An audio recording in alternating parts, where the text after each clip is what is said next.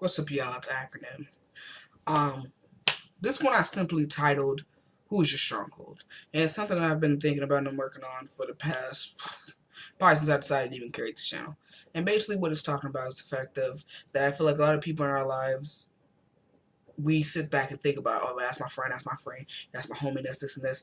But I feel like at the end of the day, that we don't sit there and say, I can call on you no matter what.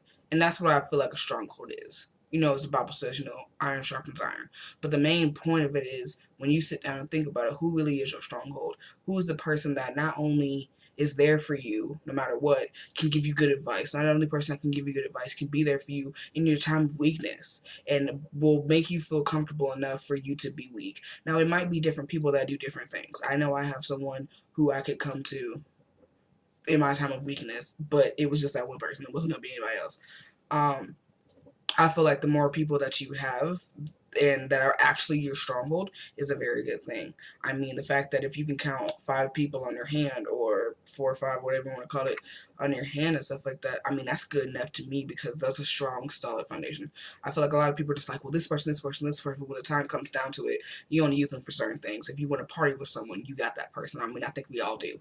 We all do have that person that if I want to party with someone, I'm gonna contact them. We're gonna go hit the clubs or go hang out and stuff like that. Probably some stuff we're not supposed to be doing, but I can call on that person just for that specific thing. But if I want to get real advice or I want to have someone to confide into, I ain't gonna go to that person.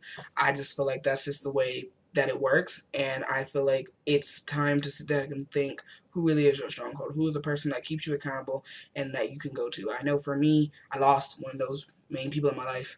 Um, Not by death, but by selfish choices that I made, dealing with different things in my personal life and addictions and stuff like that. And it made me lose a key person. And that used to be my best friend. And to lose her was hard. It was hard. At the time, it kind of wasn't anything I was really thinking of.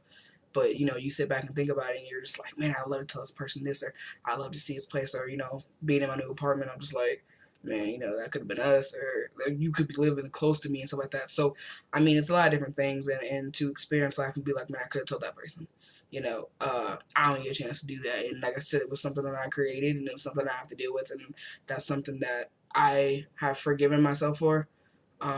To be able to move on and stuff like that. And God has replaced, and not replaced as far as her, because like I said, I currently don't have a best friend, and she's not going to be replaced in that sense. But at the same time, He gave me other people that I can use that avenue to, that I can talk to, that I can get advice to, that I can have that sound judgment to, which is something that God blessed me with, is to be able to have that. I mean, like, it wasn't a full like here's a new person, but it was, I'm gonna give you the avenues to do what you used to be able to do. I'm gonna give those avenues, you know what I mean? um as far as anything, as far as expansion, and I think that's what helped me. And so I really, oh, excuse me, I really want to take this time to really sit there and ask people, like, who is your stronghold? Like, who can you sit there and go with and be like, I'm gonna contact this person, I'm gonna contact that person. This person can give me advice. I can call on them night and day. Like, I understand that everyone says I can call on you night and day, or hey, call on me night and day, and then you call them at like 12 o'clock or 1 o'clock in the morning, and you either get cussed out, they don't answer, or they answer and they're completely asleep, and you feel bad just even calling them. So for me, what I do, and I started doing this a couple years back, and I really started saying, call me night or day, but if I do not answer, like, I'm probably asleep. Let me be honest. I'll call you back on my earliest convenience. And sometimes God has woken me up when I'm in a dead sleep, or He's allowed me to hear stuff just so I can contact the person, or just so I can be there. I've been in a dead sleep and I've been woken out of it and answer my phone, and my friend needed me to come over to help her in issues of crisis. And so I feel like at times it would help. Sometimes people just want you to, when I was younger, I used to test people, honestly. I used to test people and be like, I'm going to call, any day and time? Okay, great. 3 o'clock in the morning, I'm going to call you. And I'll call them and stuff, and they wouldn't answer, of course. And so it was like, oh, but you said that you would do this and this. And it was just like a test. I was being a little bratty. Let's go ahead and admit that. But it was more of a test to be like, don't say that. You know what I mean? So I had to change it too, as well as myself, and be like, okay, I'm not going to say that night and day I'm going to pick up all the time, because it used to drive me crazy, honestly. Like, having my phone tires ring or tone, it used to drive me crazy. But I will try to pick up and be there for you as much as I can. We're human. We're all not perfect. So I ain't gonna be there for you day and night. I got a job. I gotta make this money.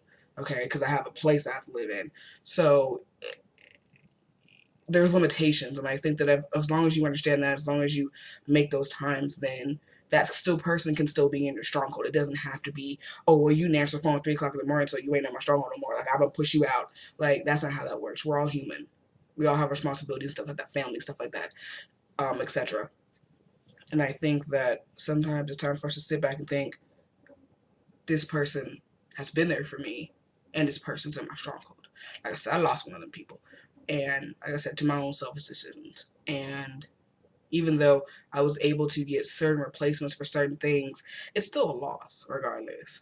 Like I said, she was an incredible person, but I'm still able to grow spiritually, mentally, all these other things. I'm still getting blessed with amazing things in my life and being able to grow and continue on. So it's never a stop. It's never a wall. God will always give you something else to push to persevere. It's just a lesson, and it's a lesson I've learned. And for that, sign off, acronym. Goodbye.